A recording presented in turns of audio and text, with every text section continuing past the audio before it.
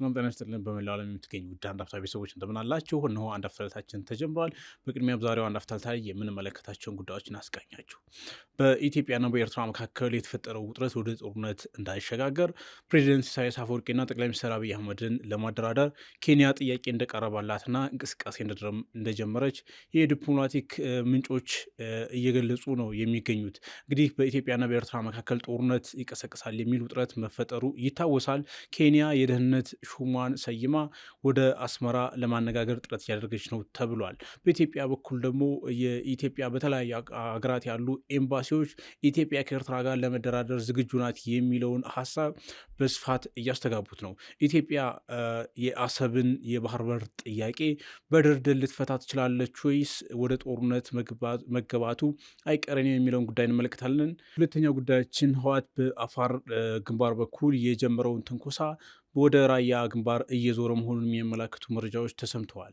ከሰሞኑ ራያ አካባቢ የህወሓት ኃይሎች በመከላከያ ሰራዊት ላይ የሞርተር ጥቃት ፈጽመዋል የሚሉ መረጃዎች እየወጡ ነው። እዛ አካባቢ እንግዲህ የህወሓት ኃይሎች እንደሚንቀሳቀሱ ይታወቃል፣ በተለይ በራያ አወዛጋቢ አካባቢዎች ላይ።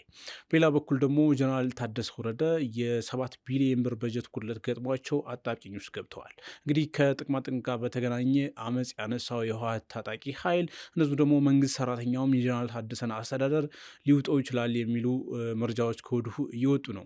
በሌላ በኩል ደግሞ የህወሓቱ ሊቀመንበር ደብረጽዮን ገብረ ሚካኤል ወደ አስመራ ኤርትራ አቅንተዋል የሚሉ መረጃዎች በጭምጭምታ እየተሰሙ ነው። ጉዳዩን ሰፋ አድርገን እንመለከተዋለን። ሶስተኛ ጉዳያችን የኦሮሞ ፌዴራልስ ኮንግረስ ኦፌኮ ሊቀመንበሩ ፕሮፌሰር መረራ ጉዲና የኢትዮጵያ ፖለቲካ ጠቅልሎ ወደ ጫካ እየገባ ነው ብለዋል። ፕሮፌሰሩ የኢትዮጵያ ፖለቲካ ጫካ እየገባ ነው ምን አስባላቸው የሚለውን ጉዳይ እንመለከታለን። አብራችሁን እንድትቆዩ በአክብሮት እንጋብዛለን። በዛሬው አንድ አፍታ ዕለታችን እና ደሬንን አብረን ያለ ነው። ባልደረባችን አማን የለም። ደሬ እንደምናለ እንዴት ነህ መርሻ? መልካም። የመጀመሪያ ጉዳያችን እንግዲህ ወደ ቤተሰቦቻችን ለማስተዋወቅ እንደሞከር ነው በኢትዮ ኤርትራ መካከል ውጥረት እንዳለ ይታወቃል። ይሄ ውጥረት እንዲረግብ የተለያዩ አካላት ጥሪት ይቀርብላቸው ነበር። አንዳንድ ሀገራትም ደግሞ በይፋዊ መግለጫ ጭምር ሲያሳስቡ ነበር ውጥረቱ እንዲረግብ። አሁን ላይ በኢትዮጵያ በኩል ከኤርትራ ጋር ለመደራደር ዝግጁ ናት የሚል መረጃ በጣም በስፋት በውጭ ጉዳይ ሚኒስቴር ጌዲዮን ጢሞቴዎስ ከተገለጸ በኋላ ይሄ መረጃ በኢትዮጵያ ኤምባሲዎች በተለያዩ ሀገራት ባሉት ማለት ነው በዘመቻ መልክ በስፋት እየተሰራጨ ነው። ይሄ ሀሳብ በመጣበት አጋጣሚ ደግሞ የኬንያው ፕሬዚደንት ዊሊያም ሩቶ ጠቅላይ ሚኒስትር አብይ አህመድና ፕሬዚደንት ኢሳያስ አፈወርቂን እንዳነጋግሩ ጥሪ ቀርቦላቸዋል። እንቅስቃሴም እያደረጉ ነው የሚሉ የዲፕሎማቲክ ቅርበት ያላቸው ሰዎች በስፋት ይህን ጉዳይ እያሰራጩት ነው እና ምናልባት አሁን ባለው ሁኔታ ኢትዮጵያና ኤርትራ በተለይም በሁለቱ መሪዎች መካከል ንግግር የሚጀመርበት እድል ይኖራል ብለህ ታስባለህ? ከሱን ጀምር። አመሰግናለሁ መርሻ። እንግዲህ የዚህ የወደብ ጉዳይ ከኢትዮጵያ ጋር እና የኤርትራና የኢትዮጵያ ውዝግብ ቀናትን በወለደ ቁጥር መልኩ እየተቀያየረ ነው። በኢትዮጵያ ወገን ስትመለከት በወታደራዊ አመራርና በፖለቲካው አመራር መካከል ሰፊ ልዩነት አለ። የሚያሳልፉት መልእክት ማለት ነው። የፖለቲካ አመራሮች እንደ ፖለቲካ አመራርነታቸው ዲፕሎማሲን፣ ሰላማዊ አማራጭን ሁሌ ሲሰፉ ትመለከታለህ። የወታደራዊ አመራሮች ደግሞ የኢትዮጵያ ቀይ ባህር ወይም ሞት፣ የኢትዮጵያ ዳር ድንበር ቀይ ባህር ነው፣ በማንኛውም መስዋዕትነት ለኢትዮጵያ የቀይ ባህርን አክሰስ እውን እናደርጋለን የሚል ነገር ቋንቋ እንሰማለን። አሁን አዲስ ነገር የመጣው ምንድን ነው?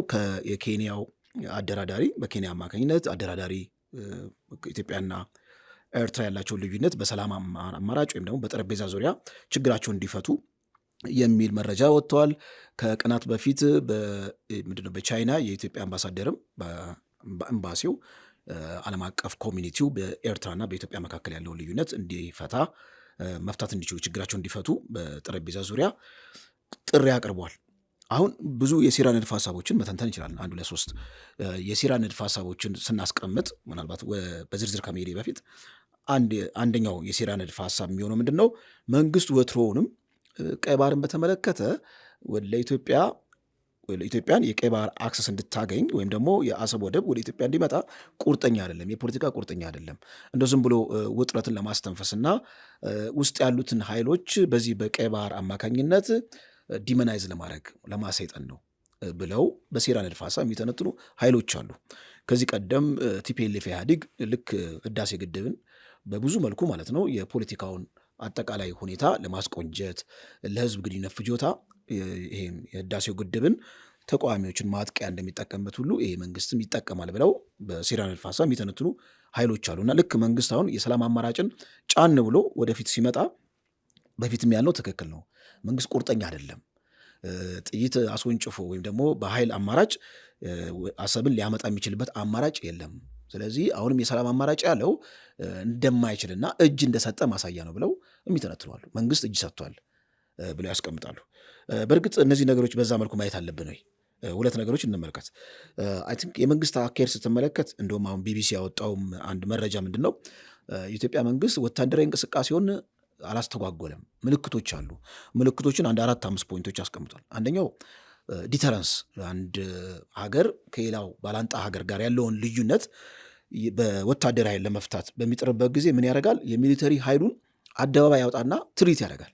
እና እንደዚህ አይነት ዲተረንሶች እያየን ነው በተደጋጋሚ ጊዜ በክብረ በዓላት ላይ መንግስት ያለውን የጦር አቅም በአደባባይ በማውጣት ሻዕቢያን የማስፈራራት ወይም ደግሞ ዲተር የማድረግ ስራዎችን እየሰራ ነው የሚል ነገር ያስቀምጣሉ። ሌላው የተመለከተው የወታደራዊ ማዕረጎች በቅርቡም ተሰጥቷል። የማዕረግ ከፍታ ወታደሩን ለማትጋት እንዲሁም ደግሞ በሺህ የሚቆጠሩ ኃይሎች ወደ ወታደራዊ ካምፕ እየተቀላቀሉ ነው የሚል ትንታኔዎች አሉ። ስለዚህ በመንግስት ወገን በኢትዮጵያ መንግስት ወገን ቀይ ባህርን በተመለከተ ያለው ወታደራዊ እንቅስቃሴ እንደውም እየተፋፋመ ነው፣ የከሰመ ነገር የለም የሚል ነገር ነው። ስትመለከተው በተወሰነ ደረጃ አዎንታዊ ይመስላል። በዚህ በሰላም አማራጭም ከመጀመሪያው ቀን ጀምሮ አይ ቲንክ ከወታደራዊ ምንድነው ከፖለቲካ አመራሮች እኔ ስለ ጦርነት ሲወራ አልሰማሁም። ምናልባት በቅርቡ ጠቅላይ ሚኒስትሩ በፓርላማ ማንኛውንም አማራጭ ተጠቅመን ለኢትዮጵያ የባህር በር ባለቤት እናደርጋለን የሚል ነገር ተናግሯል። ማንኛውም አማራጭ ማለት ከሰላም አማራጭ ውጭ ያለም የኃይል አማራጭም መጠቀም እንደሚቻል በቅርቡ በጠቅላይ ሚኒስትሩ በፓርላማ ከሰማነው አማራጭ ውጭ ከሰማነው መልእክት ውጭ ሌሎቹ የወታደራዊ ፖለቲካ አመራሮች ይህን ነገር ሲናገሩ አልሰማንም ማለት ነው። በመሆኑም እኔ አካሄዱ ትክክል ነው የምለው ማለት ልክ እንደ አንድ ሀገር እንደምትመራ ማንኛውንም አማራጭ ወይም ደግሞ ማንኛውንም ችግር በፖለቲካ መፍታት ብልህነት ነው። ይሄ አንድ ኃላፊነት ከሚሰማው ትልቅ ሀገር ከሚያስተዳድር መንግስት የሚጠበቅ ነው። ነገር ግን የኤርትራን ግብረ መልስ መመልከት እንችላለን። የኤርትራ ግብረ መልስ ስትመለከት እነ የማነ ገብረ መስቀልም ብቅ ብለው ብልጽግና እያጭበረበረ ነው፣ የሰላም አማራጭን መቼም ቢሆን አይፈልገውም፣ በማንኛውም አጋጣሚ በወታደራዊ ኃይል እኛም ማንበርከክ ነው የሚፈልገው፣ በመሆኑም ዝግጁነታችንን ማስተጓጎል የለብንም የሚል ነገር አስቀምጠዋል። እዚሁ ቢቢሲ ላይ እንደውም የኤርትራ የወታደራዊ ሹማምንቶች ወታደሮቻቸው ላይ ጥብቅ ትዕዛዝ እንዳስተላለፉ ጦር ኃይሉ ባለበት ምድብ ሳይንቀሳቀስ በማንኛውም ሰዓት ለሚቃጣ ጥቃት እንዲዘጋጅ ጥሪ እንደተላለፈ መረጃውን አወጥተዋል ማለት ነው። በኤርትራ ወገን የሚወሰደው ሰላማዊ አማራጭ የሚባለው ነገር ማጭበርበሪያ ነው እንጂ ኢትዮጵያ ስቲል አሁን የምትፈልገውም በወታደራዊ መንገድ ማንበርከክ ነው የምትፈልገው የሚል ነገር አለ። አንዳንድ አንጋፋ ዲፕሎማቶች ግን ከዚህ ጋር በተያያዘ ኢትዮጵያ በሰላማዊ መንገድ በተአምር ከኤርትራ ወደብ ማግኘት አችልም። በተለይ ኢሳያስ ስልጣን ላይ እያሉ ኢትዮጵያ በሶፍት ፓወር ወይም ደግሞ በጠረጴዛ ዙሪያ አሰብን ወይም የወደብ አማራጭ አገኛለሁ ማለት ተምኔታዊ ነው። በመሆኑም የኃይሉ አማራጭ ኢቭን ቢታሰብ እንኳን ሩቅ ነው በጣም ሰላማዊ አማራጩ። የኃይል አማራጭን የሙጥኝ ማለት የማይተካ አማራጭ ነው ብለው ያስቀምጣሉ። በመሆኑ ምን መደረግ አለበት? ኢትዮጵያ ቀጥታ ጦርነት ከመግጠም ይልቅ የአፋር ኃይሎችን ብዙ ቅያሜ ያላቸው ጄኖሳይድዎች ያወጣዋል እዛ ኤርትራ ውስጥ የተካሄደውን ጄኖሳይድ።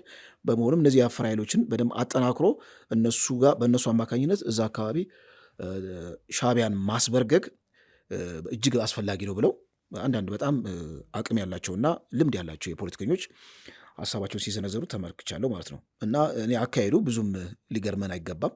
የሰላምንም ፖለቲካውንም እንዲህ ደግሞ ወታደራዊንም እነሱን በየጎንዮሽ በየዘርፉ ማስኬድ አለብን ነው። መልካም እንግዲህ ምንድን ነው በኢትዮጵያ በኩል እንግዲህ ሁለቱም አማራጭ ነው የሚታየው በደንብ ወታደራዊ አመራሮች እንደሚሉት በጦርነት በኃይል እንቆጣጠራለን የሚል አይነት ነገሮች በተደጋጋሚ ይነገራሉ።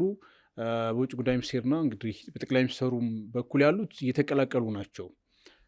በቅርቡ አንተ የጠቀስከው የፓርላማ ንግግራቸው ወደ ግጭት ከገባን ወይም ጦርነት ከተቀሰቀሰ የሚያስቆመን አካል የለም፣ ከዛ ይልቅ እንደራደር፣ እንስማማ የሚል አይነት ይዘት አለው እና ሁለቱንም ጎን ለጎን የማስኬድ ወታደራዊ አቅምንም እጠቀማለሁ የሚል ነገር ከዛ ደግሞ ድርድርም በዚህ መካከል ከኤርትራ መንግስት ጋር መደራደርና መስማማት ይቻላል የሚለው ጥያቄ የሚነሳ ነውና በኢትዮጵያ መንግስት በኩል አሁን ገፍቶ ከመጣ ይሄ ጉዳይ በደንብ በዚህ ሳምንት ዋና አጀንዳ ሆኗል።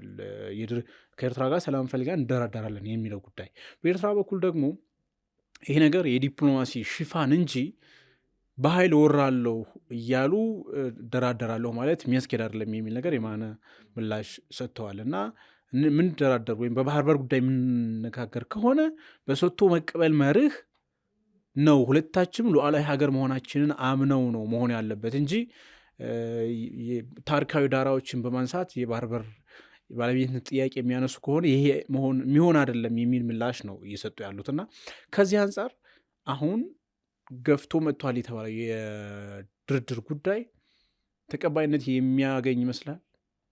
አይመስለኝም።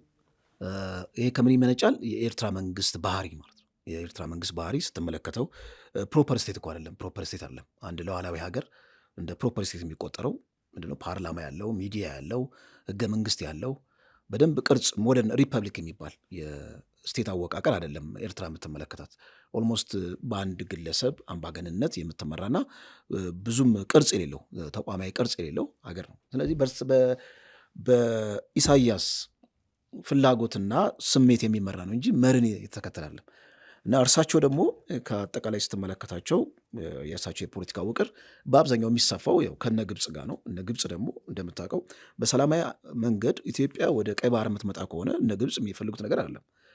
በቅርቡ የቀይ ባህር ፎረም ላይ ተሳትፎ ሲመለሱም በአደባባይ የተናገሩትም ነገር አለ። ኢሳያስ አሁን ፕሬዚዳንት ኢሳያስ በመሆኑም ይሄ የሰላም አማራጩ ከተቋም አንጻር የሚመነጭ ቢሆን ኖሮ በተቋም የሚመራ ሀገር ቢሆን ኖሮ ተስፋ ይኖርሃል። አንድ ግን ስታነሳ ትንሽ ትኩረት የሳበው ሰጥቶ መቀበል የሚባለው ለምሳሌ ላንድ ስዋፕ የሚባላል። ላንድ ስዋፕ መሬት ትሰጥና ሲ አክሰስ ታገኛለህ አለ። በሀገራት ይሄ ነገር ተተግብሯል። ላንድ ስዋፕ ባይሆንም አሁን ሃንጋሪ ነች በቅርቡ ከጣሊያን አግኝታለች። በሁለተኛው ዓለም ጦርነት፣ በመጀመሪያው ዓለም ጦርነት ወደ ዋናታ ከዛ መጨረሻ ላይ አግኝታለች። ያገኙ አሉ እነ ቦሊቪያ ከፔሩ መሰለኝ ከፔሩ ወይም ከቺሊ እንደዚህ ቀጭን የሆነ የባህር መውጫ አግኝታለች አለ። በሀገራት የተሞከረ አለ፣ ብዙ ሀገራት ላይም ተሞክሯል። ነገር ግን ሆስታይል ኢንቫይሮንመንት ካለ ኢትዮጵያና ኤርትራ እንደምታውቀው ሆስታይል ኢንቫይሮንመንት አለ በኤርትራ ወገን። ይህን ነገር ማድረግ ማለት ከራሳቸው ብቻ አይደለም ጉዳዩን የሚበይኑት ወይም ደግሞ ጉዳዩን ጀጅ የሚያደርጉት ከበስተጀርባው እጅግ በጣም ጠንካራ የግብፅ ተጽዕኖ ስላለ ኢትዮጵያ ወደዚህ ወደ ሲአክሰስ ማግኘትና ወደ ባህር መምጣት ልክ ስፌር ኦፍ ኢንፍሉዌንሷ የቀጠናው ተጽዕኖዋ ስለሚያድግ ይህን ነገር አይቀበሉትም ነው፣ ሊቀበሉት አይችሉም። አሁን በቅርብ እኮ ልክ አሁን ሰላማዊ አማራጭ አሁን በጣም እንትን ሆኗል አይደለ? አጀንዳ ሆኗል ሰሞኑን። ይህን ተከትሎ ተቃዋሚዎችም ጉዳዩን በቅርበት የሚከታተሉትም የብልጽግና መራሹ መንግስት እጅ ሰጠ ለኢሳያስ ወይም ደግሞ ለኤርትራ መንግስት እያሉ እኮ ማለት ሰላማዊ አማራጭ መፈለግ እጅ መስጠት ከሆነ እኔ ብዙም አይደንቀኝም፣ ችግር የለም። ግን እጅ ሰጠ። መጀመሪያውኑም የኃይል አማራጭ በቃ አንድና አንድ ነው፣ ቀይ ባህር ወይም ሞት ሲል የነበረው መንግስት አሁን ጭልጥ ብሎ የሰላም አማራጭ ኢቭን ቀጤማ ይዞ ዘንባባ ይዞ መለመን ጀምሯል የኢሳያስ መንግስትን። እና ይህ መሸነፍን ወይም ደግሞ የኢሳያስ መንግስት ኦቨርቴክ ማድረጉን የሚያሳይ ነው ብለው የራሳቸውን የፖለቲካ ሰበዝ መዛው የሚተነትኑ ኃይሎች አሉ ሰሞኑን የምትመለከተው። ዞሮ ዞሮ ግን መሳካቱ አይሳካም የሚል ምናልባት ከጨለምተኝነት ወይም ፔሲሚስት ሆኜ ሳይሆን ነባራዊ ሁኔታ መሬት ላይ ያለው ሁኔታ ይሄን ነገር አይፈቅድም ከሚል አንጻር ነው። በኢትዮጵያ በኩል አሁን ያለው የዲፕሎማሲያዊ ወይም ደግሞ ሰላማዊ የንግግር አማራጭ እንግዲህ አየር ላይ ሲነገር የነበረውን በተግባር የመተግበር ነው መሞከር እንጂ የኃይል አማራጩ የጊዜ ጉዳይ ካልሆነ ሊቀር አይችልም የሚሉ አልጠፋም ሀሳቦችም አሉ። የኤርትራው ቃል አቀባይ የማነም በሰፋ አድርገው ትናንት ምሽት ባሰራጩት መልእክታቸው ላይ እያስፈራራችሁን ነው ልነጋገር የምትሉት፣ ይሄ ዲፕሎማሲያዊ ሽፋን ነው የሚሉት ቃል በቃል እንጂ እናንተ ለመደራደር ቁርጠኛ አይደላችሁም የሚል ነገር ነው ያነሱትና ትክክል። እንደውም እንትን አስተዋል አለ የምን ነው የወልቃየት ላይ አንድ ትልቅ የጦር አመራር በቅርቡ ለትልቅ ሀገራዊ ግዳጅ ተዘጋጁ፣ ትልቅ አገራዊ አጀንዳ አለብን ብለው ለጦሩ ያስተላለፉት መልእክት አለ። እሱም ቃል በቃል ኮት አድርገው እዚህ ላይ መረጃ ላይ ማስተላለፏል። ፊት ለፊት ዘውዱ በላይ ፊት ለፊት ለዲፕሎማሲው የዓለም አቀፍ ኮሚኒቲው ማህበረሰብ ሰላም ወዳድ እንደሆናችሁ ታስመስላላችሁ፣ ዋናው ግን የኃይል አማራጭ ነው የሚል ነገር ነው። የኃይል አማራጭ አንዳንዴ ስትመለከተው ኑ እንጂ ዘገያችሁ ይዋጣልን ሲሉ ሰምተን ነበረ። ትንሽ ደግሞ ገፋ ስታደረገ ደግሞ ወደ ኃይል አማራጭ ኤርትራዎች ለምንድን ነው የኤርትራ ባለስልጣናት የሚፈሩት የሚለውን ነገር በብዙ መልኩ ማየት ይቻላል። ምክንያቱም አንዳንዴ ወደ ጦርነት ስገባ አንፕሪዲክተብል የሆኑ ሊተነበዩ የማይችሉ የፖለቲካ አውዶች ሊፈጠሩ ይችላሉ። ኤርትራ ምናልባት ፌልድ ስቴት ልትሆን ይችላለች። ኢትዮጵያ ውስጥ ያለውም የፖለቲካ ሁነት የበለጠ ሊባባስ ይችላል፣ አናቅም፣ ሊቀየር ይችላል እና አንፕሪዲክተብል የሆኑ ሁነቶች በዚህም በዛም ሊፈጠር ስለሚችል ጦርነት የሚለውን ነገር አጥብቀው ይፈራሉ ኤርትራዎች ስትመለከታቸው። ማለት ቢያንስ ማናችንም እኛም አንፈራለን፣ አንፈልግም። ምክንያቱም በቂ ጦርነት አለ፣ የምንሸከምበት ጫንቃም የለንም። ማለት ኢንተርናል ፖለቲክሱ እየተባባሰ ስለሆነ ከዚህም ከዛም ግጭት አለ። አማራ ክልል፣ ኦሮሚያ ክልል አለ። ሌላ ደግሞ ጦርነት ሲመጣ ደግሞ እጅግ በጣም ውስብስብ ወደሆነ የግጭት አውድስ ነው የምንገባው። ይሄ አደገኛ ነው። መልካም። በዚህ ወደ ሁለተኛው ጉዳያችን ንግባ። ወደ ቤተሰቦቻችን ሁለተኛው ጉዳያችን እንግዲህ የህወሓት ኃይሎች ከሳምንታት በፊት በአፋር ግንባር በኩል 15 ኪሎ ሜትር ገደማ ዘልቀው ገብተው ጥቃት መፈጸማቸው የሚታወስ ነው። ፌዴራል መንግስቱም እንደዚሁ የድሮን ጥቃት ምላሽ ሰጥተዋል የሚል ነገር ራሱ ህወሓት አረጋግጧል። አሁን ደግሞ በራያ አካባቢዎች አወዛጋቢ አካባቢዎች ላይ የሚንቀሳቀሱት የህወሓት ኃይሎች ከመከላከያ ኃይል ጋር ኮንፍሮንት አድርገዋል። የተወሰነ ግጭት አለ የሚል ከሰሞኑ ተሰምቷል። ምንም እንኳን መረጃው በግልጽ በአደባባይ በደንብ ባይሰማም የሞርተር ታክሶች ጭምር ወደ መከላከያ ተሰንዝረዋል ከህወሓት ኃይሎች በኩል የሚል ነገር ሰምተናል። እንደዚሁ ደግሞ የህወሓቱ ሊቀመንበር ደብረጽዮን ወደ አስመራ አቅንተዋል የሚል ጉዳይም አለ። ጀነራል ታደሰ ደግሞ የ7 ቢሊዮን ብር የበጀት ጉድለት ገጥሞኛል፣ አዲሱን የደሞዝ ማስተካከያ ላስፈጽም አልችልም ብለዋል። እንግዲህ ይሄ ጉዳይ ከጦሩ እስከ ሲቪሉ መንግስት ሰራተኛ አመፅ ሊቀሰቅስባቸው ይችላል የሚል ስጋት በስፋት እየተነሳ ነው። አጠቃላይ ትግራይ ውስጥ ያሉትን አውዶች እንመልከት። ደሬ፣ ምናልባት አሁን ያነሳናቸው ጉዳዮች ሄዶ ወይ ቲፒኤልኤፍ የያዘውን የጦርነት አጀንዳ ሊያቆም ሊገታ የሚችልበትን ነገር ከፊት ለፊቱ ሊደቅንበት ይችላል፣ ወይም ደግሞ ገፍቶ ሊሄድም የሚችልበትን ማስፈንጠሪያ ሊሆን ይችላል እና ከዚህ አንጻር እንዴት ታያቸዋለህ እነዚህን ጉዳዮች? እሺ፣ ትግራይ ውስጥ ያለውን የፖለቲካ ሁነት እንዳልከው ጠቅለል አድርገን ስንመለከት 3 ነገሮች እንመለከታለን። አንተ ካነሳው መረጃ አንደኛ የጥምረት ጉዳይ ነው። ጥምረትን በተመለከተ ያው ትግራይ የቲፒኤልኤፍ ወይም ቲዲኤፍ ኃይል ሰርቫይቭ ለማድረግ የፈጠረው ጥምረት አለ ከኤርትራ ጋር።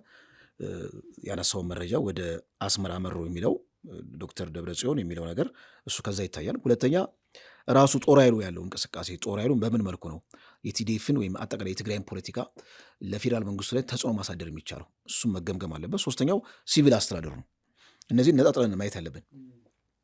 አሁን ከሲቪል አስተዳደሩ ስንጀምር የበጀት ጉዳይ ባለፈው 2 ቢሊዮን የሚጠጋ በጀት ለሚቀጥለው የሚከፈል ተይዟል የሚል በኢንተርኔት ላይ ሲሽከረከር ተመልክተናል።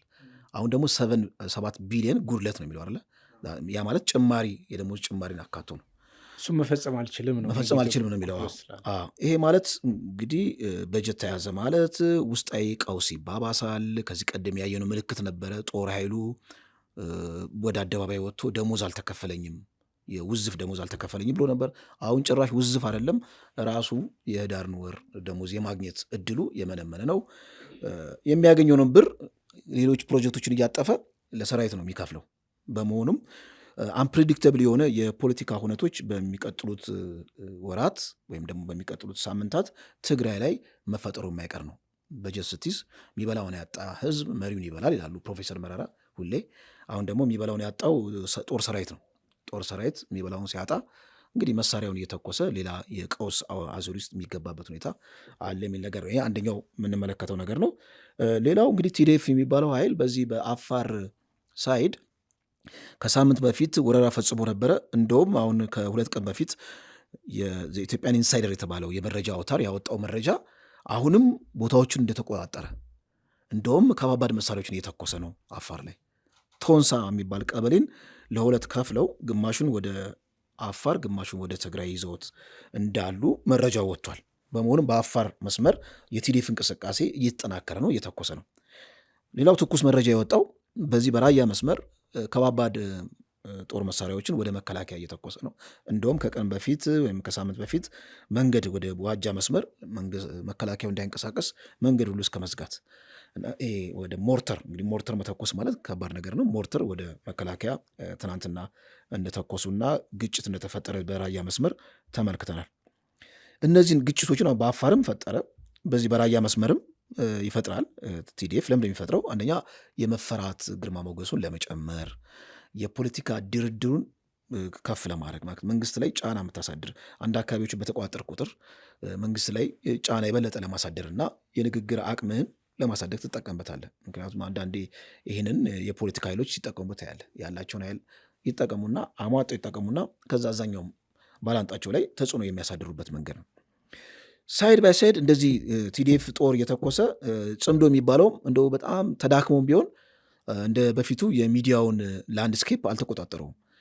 የዶክተር ደብረጽዮን ወደ አስመራ ማቅናት፣ ሌሎቹ ባለስልጣናትም ወደዛ ማቅናት ስቲል የጽምዶ ቀን አልጨለመም፣ ወይም ደግሞ የጽምዶ እድሜ አጥሯል የሚለው አሉ አንዳንዶቹ። ሳይወለድ ጨነገፈ ወይም ዴድ ኦን አራይቫል እንደሚባለው ጽምዶ የሚባለው ነገር ገና ሳይወለድ ሞተ ብለው የሚተነትኑ አሉ። ስቲል ግን አሁን ሲል የምትል እስትንፋስ እንዳለችው የዶክተር ደብረጽዮን ወደ አስመራ ማቅናትና ከኤርትራ ባለስልጣናት ጋር ማውራታቸው በደንብ መታየት አለበት። አሁን በመንግስቱ ወገን ያለው ግብረ መልስ ስትመለከት እንግዲህ በጀትን ሆልድ ማድረግ፣ አንደኛ በጀትን ሆልድ ማድረግ የራሱን የቻለ የባላንጣን የምታዳክምበት ነው።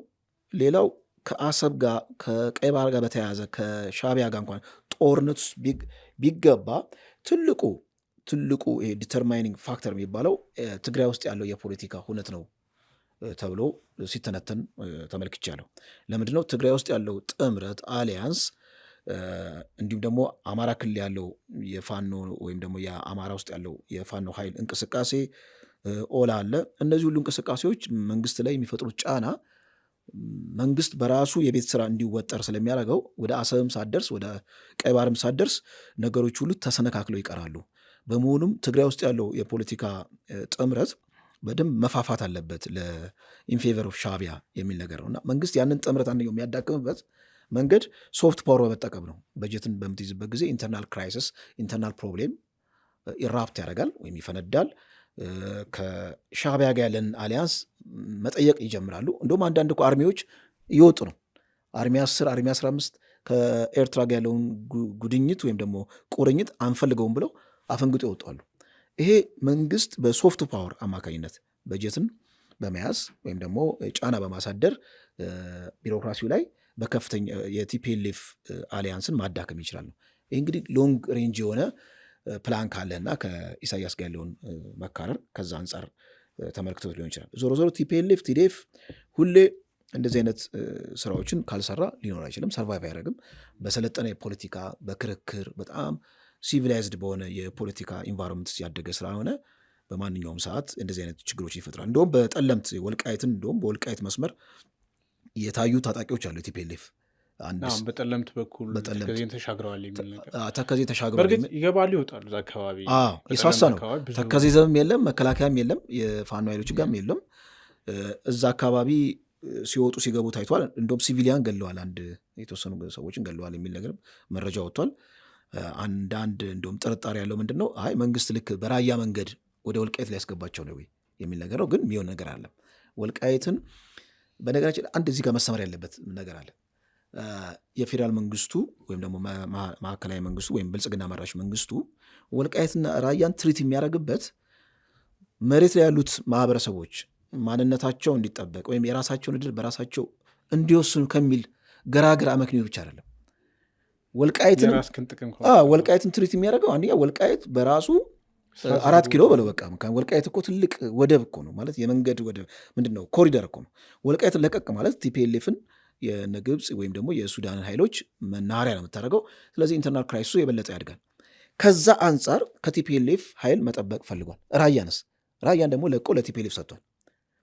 አየህ ደብል ስታንዳርድ አለ። አሁን መንግስት መሬት ላይ ያለው ማህበረሰብ የራስን እድል በራስ የመወሰን ስልጣን ግድ ብሎት ከሆነ ሁሉንም እኩል ነው። ራያንም ቲፒኤልኤፍ ሲያስገባ የራያ ማህበረሰቦች ስቲል አሁን ሰቆቃ ውስጥ ያሉት እየተገደሉ እየተሳደዱ ነው። እነሱንም ማነው ቴኬር ወልቃይትንም ቴኬር የሚያደርግበትን ዲግሪ መመልከት አለበት እና ወልቃይትንም ራያ አፈርድም። አንዳንዴ ፖለቲክስ የጽድቅ ስራ አይደለም፣ የራስን ጥቅም ታሰላለ። ስለዚህ ከጥቅም አንጻር አስልቶ መንግስት ቢንቀሳቀስ ብዙም ግድ ላይ አይችልም። ይሄ የፖለቲካ ባህሪ ነው። ምናልባት ከዛ አንጻር መታየት አለበት። መልካም እንግዲህ በህወሓት በኩል ያለው እንቅስቃሴ ከፌዴራል መንግስቱ ጋር የሚኖረው ቀጣይነት በኢትዮጵያና በኤርትራ መካከል ለሚኖረው ወደ ጦርነት የመግባትም ወደ ሰላም የመመለስም እድል በጣም ወሳኝ ነው። ምክንያቱም በአደባባይ በግልጽ የሚታይ ግንኙነት እንዳላቸው እናያለን። ድንበር ከፍተዋል፣ በድንበር ይወጣሉ ይገባሉ። የኤርትራ ሰዎች ወደ ድንበር አቋርጠው ወደ ትግራይ ይገባሉ፣ የህወሓት ሰዎችም ደግሞ ድንበር አቋርጠው ወደ አስመራ ይገባሉ። በዚህ ውስጥ ህወሓት አሁን በአፋር በኩል የሚያደርገው ነገር አለ። በራያ በኩልም ራያ ለአላማጣ ያለው መከላከያ ኮማንድ ይውጣ የሚል ነገር በይፋ ተናግረዋል። በነገራቸው የዞን አስተዳዳሪው እንደገቡ አሁን እዛም አካባቢ ሁኔታዎች ከፈቀዱ ኢብን ሊያጠቁ ይችላሉ የሚል ነገር አለ እና አሁን ህወሓት ባለበት ሁኔታ እንግዲህ ብዙ እንትኖች ናቸው ያሉት። የውስጡ በጣም ብዙ ፈተናዎች አሉበት እና ይህንን ፈተና ዓመትም 2 ዓመትም ወስዶ ላያስተካክለው መስመር ላያስይዘው ይችላል። እንግዲህ በእነሱ ግምት የነበረው ብሔራዊ ጉባኤ ምናምን ተብሎ ውስጣዊ የነበሩት መከፋፈሎችን በተወሰኑ ጠጋግኖ መሄድ ነበር። አሁን በኤርትራ በኩልም ይሄን ያሰጋቸዋል፣ ህወሓት ውስጥ ያለው ውስጣዊ መፍረክረክ። አሁን ባለው ሁኔታ ህወሓት ያለውን መፍረክረክ እንዳለ ይዞ ከኤርትራ ጋር ኤርትራም ከሌለችበት ጦርነት ውስጥ ላይገባ ይችላል። ወደ ጦርነት ሊገቡ ይችላሉ ወይስ ደግሞ ይሄ አሁን የገጠማቸው ውጣ ውረድ ይዟቸው እንደዚሁ ረጅም ጊዜ ሊቀጥሉ ይችላሉ? እኔ ኢንተርናል ክራይሲሱ ወይም ውስጣዊ ቀውሱ ነው የቲፒኤልኤፍን እድሜ እያሳጠረ የሚሄደው። አንድ የፖለቲካ ፓርቲ ኢቮሉሽን አለው አይደለ? ምንድነው ባዮሎጂካል የሆነ እድሜ ያለው ፓርቲ ነው ብለን ነው። ፓርቲ አይደለም፣ አሁን ባለው ህጋዊ እንትን ህጋዊ ሰውነቱን ወጥቷል፣ የታጠቀ ኃይል አለው። እንግዲህ ወደዛ ነው ፓርቲ ሳይሆን ድርጅት፣ የፖለቲካ ድርጅት እንበለው። ይሄ ድርጅት ተወልዶ እስኪያካትም ድረስ የራሱ የሆነ ኢቮሉሽን አለው፣ ሂደት አለው። ቲፒኤልኤፍ አደገ አረጀ። ከዛ በኋላ በሕክምና ሲረዳ ቆይቶ ከዚህ ዓለም ተለየ የሚባልበት ስቴጅ ላይ እየደረሰ ነው። ለምን? በታሪክ ታይቶ በማይታወቅ ሁኔታ የቲፒኤልኤፍ ኃይሎች ተነጥለው ወጥተው የራሳቸውን ፓርቲ የፈጠሩ ቲፒኤልኤፍን እየኮነኑ ነው። ህዝብም ራሱ በአደባባይ እየወጣ እየተቃወመ ነው። በመሆኑም ቲፒኤልኤፍ ከሌላ ኃይል ጋር ተጣምሮ ምናልባት ራሱ ልክ እንደ ሪበርዝ ወይም ደግሞ ህዳሴ ያገኛል ከሚል ቀቢጸ ተስፋ ይልቅ ቲዲኤፍ እንደ ቲፒኤልኤፍ ሟምቶ በኢንተርናል ክራይሲስ ወደ አንጃዎች ተከፋፍሎ ምናልባት ትግራይ ውስጥ ያለውን የፖለቲካ እውነት አትመኘውም። ወገን ነው፣ የሀገር ዜጋ ነው። ኢትዮጵያ ውስጥ እንዲፈጠር አትፈልግም።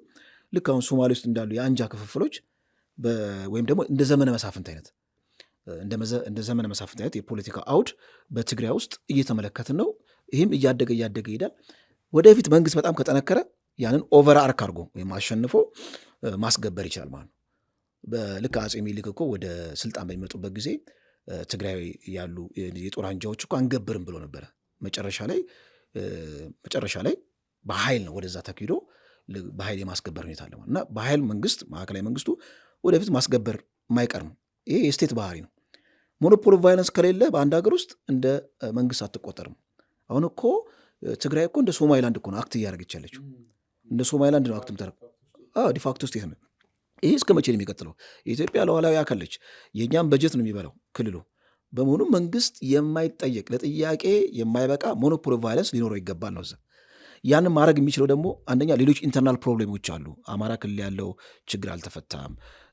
ኦሮሚያ ክልል ያለው ችግር አለ። እነዚህ ችግሮች በሰላማዊ አማራጭ ምናልባት የሚፈቱ ከሆነ ቀጥታ ኦቨር አርክ የሚያደርግ ሌላ ፓወር ወይም ደግሞ የመንግስት ኃይል ወደዛ ዘምቶ የማስገበር ስራ መሰራት አለበት ማለት ነው።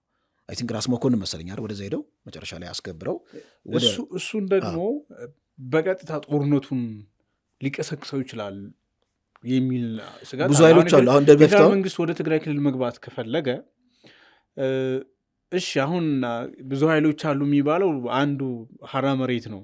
አሁን የኢሮፕ ከዛ ደግሞ ይሄ ማን ነው የሚባለው ሰበንደርታ አካባቢ ሌላ የታጠቁ ኃይሎችም እየተፈጠሩ ነው የሚል ነገር አለ። ግን እነዛው ከዛው ከትግራይ የወጡት ኃይሎች ከራሱ የወጡትን ኃይሎች ደግፈ ከኋላ እየገፋ ትልካቸው ራሱ አሁን አፋር አካባቢ እንደተፈጠረው ተመሳሳይ ነገር ነው የሚፈጠረው። የኃይል አለመመጣጠን አለ ምትለኝ አለ ኃይል አይመጣጠን ብቻ አይደለም ደግፈህን ብትልካቸው የፌዴራል መንግስቱ ለምሳሌ እነሱን ደግፎ ከኋላ ዞሮ ያውጉታል ስንቅም እያቀበለ ወደ ኋላ ቢሸኛቸው የኃይል አለመመጣጠን ሳይሆን በቀጥታ የጦርነት የሚፈነዳበትን እድል ሊፈጥር ይችላል ማለት ነው። ገብቶኛል።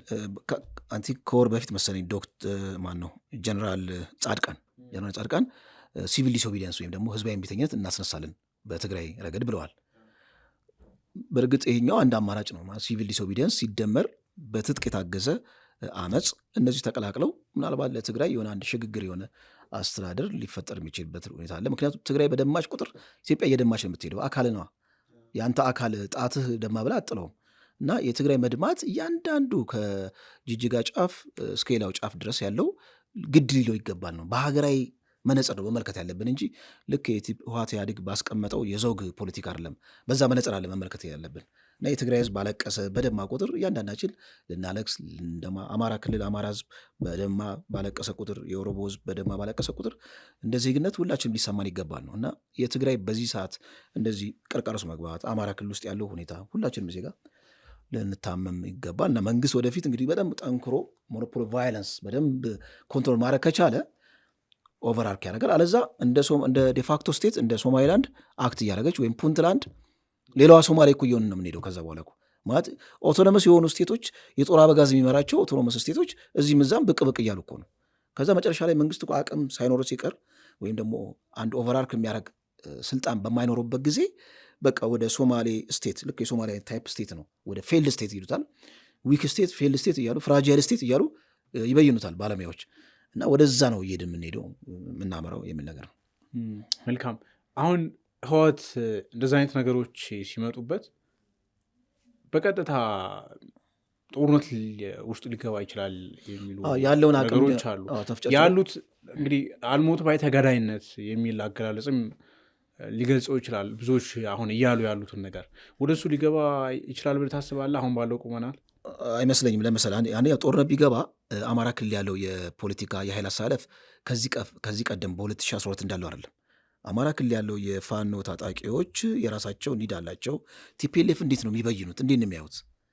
ምክንያቱም ጦርነት ካወጀ ወደ አማራ ክልል የሚገባው ቀጥታ መላት የሚሆነው ከፋኖ ኃይሎች ጋር ነው የሚሆነው። ከመከላከያ ጋር ብቻ ሳይሆን ከሀገር መከላከያ ጋር ብቻ ሳይሆን ከፋኖ ኃይሎች ጋር ነው።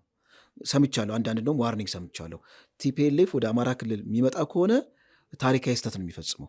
እንደውም መንግስት ላስቀመጠው ወጥመድ እየተመቸ ነው የሚሆነው እና አንለቀውም እንመተዋለን የሚል ዛቻ ሰምቻለሁ ከአንዳንድ የፋኖ ደጋፊ ኃይሎች፣ ቅርብ ከሆኑ ኃይሎች ማለት ነው። በመሆኑም ጦርነት የሚከፍት ከሆነ ሱሳይድ ነው ለሱ ነው። ጦርነት ከፈተ ማለት አማራ ክልል ገባ ማለት ነው። ለዚህ ከሆነ ወደ አፋር ዘልቆ የገባው። ለምን ዘልቆ አይገባም? ወደዚህ ወደ ቆቦ ወደ ወልዲያ አቅም ካለው ለምን አይገባም ነው። ያ ቀጥታ አንፕሪዲክተብል ወደሆነ ወደ ፖለቲካ አውድስ ነው የሚያስገባው። መከላከያ ብቻ ሳይሆን የፋኖ ኃይሉም እርምጃ ሊወስድበትና ሌላ ውስብስብ የሆነ የፖለቲካ ኢንቫይሮንመንት ሊፈጠር ይችላል እና ከጦርነት ይልቅ እንደዚህ ፊር ፋክተር መፍጠር ነው የሚፈልገው። እየተኮሰ ሞርታር እያስወነጨፈ ወይ አፋር ክልል ገብቶ እንደዚህ አይነት ችግር መፍጠር ነው የሚፈልገው። አመሰግናለሁ። ወደ ቤተሰቦቻችን ወደ ሶስተኛ መጨረሻ ጉዳያችን እለፍ። ሶስተኛ ጉዳያችን የኦሮሞ ፌዴራሊስት ኮንግረስ ኦፌኮ ሊቀመንበሩ ፕሮፌሰር መረራ ጉዲና ኢትዮጵያ ውስጥ አሁን ያለው ፖለቲካ ወደ ጫካ የገባ ነው የሚል ነገር ተናግረዋል። ለዚህም እንደ ማሳያ ያነሱት በአማራ ክልልና በኦሮሚያ ክልሎች ያለው አሁናዊ የእርስ በርስ ጦርነት እና ግጭቶችን ነው ያነሱ ያሉት። እንግዲህ ከምርጫ ጋር በተያያዘ ነው እንግዲህ ፕሮፌሰሩ ይህን ሀሳብ እየሰነዘሩት። ምርጫ እናደርጋለን የሚባል ከሆነ ነገሩ አሁን ካለው የባሰ ይሆናል፣ ቅድመ ንግግሮች ቅድመ ዝግጅቶች ሳይደረጉ የሚል ነገር ነው ያነሱት። ደሬ እንግዲህ ኢትዮጵያ ውስጥ ፖለቲካቸው ወደ ጫካ እየሄደ ነው የሚል ድምፅ ከፖለቲካ ፓርቲዎች ወይም ሰላማዊ የፖለቲካ አራማጆች በኩል በተደጋጋሚ ይሰማል፣ ከብዙ ኃይሎች። አሁን ደግሞ ትንሽ ጎላ ብሎ እየመጣ ነው ከተለያዩ ፓርቲዎች በጋራ አቋምም እንደዚሁ ደግሞ በመሪ ደረጃም በስፋት እየተናገሩ ፕሮፌሰር መረራም ከዛ መካከል አንዱ ናቸው እና ቀድሞውኑ መሬት ላይ ያሉ ነገሮች አሉ። ፖለቲካው ጫካ ባይገባ ኦልሬዲ በተለያዩ አካባቢዎች ላይ እንደዚህ አይነት የእርስ በርስ ጦርነት፣ ግጭት አዙሪት ውስጥ አንገባም ነበር። እንደዚህ አይነት ነገሮች አሉ። በሌላ በኩል ደግሞ በተወሰነ መልኩ እንግዲህ 6ኛ ሀገራዊ ምርጫ ተካሂዷል። እንግዲህ እሱ በራሱ ነፃ ነው የሚለው ጥያቄ ይነሳበታል። አሁንም ምርጫ ይካሄዳል የሚል ነገር እየመጣ ነው። ይሄ ምርጫ የሚመጣ ከሆነ ከዚህ የባሰ ቀውስ ነው የሚመጣ የሚል ነገር ፓርቲዎች እያስጠነቀቁ ነውና ፕሮፌሰሩም ከዛ አንጻር ነው ፖለቲካችን ጫካ እየገባ ነው ያሉትና እንዴት ታየዋለህ አሁን ካለው ነባራዊ ሁኔታ አንጻር? አንድ ፖለቲካ ጫካ ገባ ማለት ወደ ቅድመ ፖለቲካ የሚባል አለ። በዚህ በስነ መንግስት ፍልስፍና ላይ የመጀመሪያ መንግስት የሚለው ቅርጽ ከመምጣቱ በፊት የጫካ ፖለቲካ ነበር። የጫካ ፖለቲካ ምንድን ነው? ዋነኛ መርህው ጉልበት ነው እና ኦል ዎር አጌንስት ኦል ይለዋል ቶማስ ሆብስ። ሁሉም ጦርነት ያውጃል፣ ደካማው ጠንካራው ደካማውን ይጨፈልቃል። ስለዚህ ዋነኛ መዘወሪያው የጫካ ስርዓት ወይም ፖለቲካ ወደ ጫካ ሲገባ ምንድን ነው? ጉልበት ነው። መነጋገር፣ በጠረጴዛ ዙሪያ መወያየት፣ የሰለጠነ ሀሳብ ማራመድ የሚቻልበት ስርዓት አለ። ይህ ቅድመ መንግስት ወይም ቅድመ ፖለቲካ ጽንሰ ሀሳብ የነበረ ነው። እንግዲህ ወደዛ ተመለስክ ማለት ነው። ስለዚህ መንግስት የሚለው ጽንሰ ሀሳብ የመጣው ከጫካ ለመውጣት ነው። ሰዎች ጫካ ውስጥ በነበሩበት ጊዜ ዋስትና የላቸው። ዋስትናቸው ጉልበታቸው ነው። በመሆኑ ምን አደረጉ? ያላቸውን ነፃ ፍቃድ ሸረፉና ያንን ፍቃድ ማለት ነው ለአንድ ትልቅ እነሱን ለሚያስተዳድር ኃይል ሰጡ ነው። ስለዚህ ከጫካ ወጣ ማለት ፖለቲካው። ያ ኃይል መንግስት የሚባለው ኃይል በጣም ኃላፊነት ያለው እንደውም እነ ጆን ሎክ የሚላሉ ኃላፊነት ያለው ለዜጎች ደህንነት የሚቆረቆር አይነት ነገር እና ወደ ጫካ ገባ ፖለቲካ ሲባል ወደ ፕሪሚቲቭ ቨርዥን ወይም ደግሞ በጣም ጥንት ከመንግስት በፊት ከፖለቲካ ከሚለው ጽንሰ ሀሳብ በፊት ወደሆነ ስርዓት ተመለሰን የሚል ነገር ነው። በጣም ዘወረስት የሆነ ኤክስፕሬሽን ነው። በእርግጥ እሳቸው እንግዲህ ተቃዋሚ ናቸው፣ ተፎካካሪ ፓርቲ ናቸው። ይህንን ቢሉ ያው መንግስትን መተቸት ይችላሉ። ምክንያቱም ተጨባጭ ነገርስ የለም ወደዛ ለመጣ ነው። የደረጃ ጉዳይ ካልሆነ የደረጃ ጉዳይ ጫካ ሲሉ ትልቅ ማህበረሰብ በኢትዮጵያ ውስጥ የአማራና የኦሮሚያ ክልል እዛ ውስጥ ያለው የፖለቲካ ስርዓት ስትመለከተው ጫካ ተኮር ነው፣ ጉልበት ተኮር ነው። ስቲል መንግስት እዛ አካባቢ በሰላማዊ አማራጭ ኃይሎችን ማስታገስ አልቻለም፣ ወይም ደግሞ ከነሱ ጋር በሰጥቶ መቀበል ድርድር በሰላም መፍታት አልቻለም። ኦሮሚያ ክልልም ልክ እንደዛው ነው እና ወደ ጫካ የመግባቱ ሁናቴ እንደውም አንዴ ምን ብለዋል ፕሮፌሰር መረራ? ጫካ ያሉትን እንዴት ነው ኑ የምንላቸው? እኛን አይተው የሚቀኑበት ነገር የለም እኮ እኛ አልተመቸንም ነው። እኛ አልተመቸንም። አዎ እኛም የሚያስቀና ነገር አለን። ምናችንን አይተው ነው? እኛም እየተሳደድን ነው። ብዙ ጽሕፈት ቤት ወደ 100 ምናምን ጽሕፈት ቤት ተዘግቶብናል፣ ኦፊስ ተዘግቶብናል። በመሆኑም ጫካ ያሉትን ምናችንን አይተው ምናችን አስቀንቷቸው ነው ኑ የምንላቸው ብለው ሲናገሩ ሰምቻለሁ። እንግዲህ ሲሪየስሊ መታየት ያለበት ነገር ነው። እውነት ለመናገር በሀገር ደረጃ ያው ልክ ትልልቅ ከተሞች አካባቢ የመንግስት ስርዓት እና ህግ ትመለከታለህ። ከትልልቅ ከተሞች ውጭ ስትወጣ ደግሞ በአብዛኛው ኢንሰርጀንት ግሩፕ ወይም ደግሞ ነፍጥ ያለገቡ ኃይሎች አካባቢውን ሲቆጠሩ ትመለከታለህ። ይሄ እንግዲህ የመንግስትን አንደኛው ሳይን የሚያደርገው አንድ መንግስት እንደ መንግስት ቆመ የሚባለው ሚኒመም ክራይቴሪያው ቅድም ያልኩ ከጫካ ወደ ትክክለኛ መንግስት የተገባበት ዋነኛ መጀመሪያ ሊሰራ ቃል የገባው ህግና ስርዓትን ለማስፈጸም ነው። ያ ማለት የዜጎችን ደህንነት ወጥቶ የመግባት ዋስትና የሚያስፈጽም ኦቨርአርክ የሚያደርግ ሞኖፖሊ ቫዮለንስ ያለው አንድ ትልቅ ኃይል ወይም ሌቪታን ይለዋል ላያችን ላይ ለመሾም። አሁን ግን መንግስት እነዚህ ትልልቅ ከተሞች ውስጥ ህግና ስርዓት ማስፈጸም ካልቻለ እንደተባለው ጫካ ፖለቲካ ዶሜት አድርጎናል የሚል ነገር ነው። እንዴት እንውጣ የሚለው ነገር እንግዲህ ጅምሮች አሉ። አሁን መሸፋፈን አይቻልም። ምናልባት አሁን ምርጫ የተባለው ነገር ቀባብተ ምናምን ነገሮችን ከተማ አካባቢ ምርጫ አካሄደ ብትሄድ ባክፋየር ያደርጋል።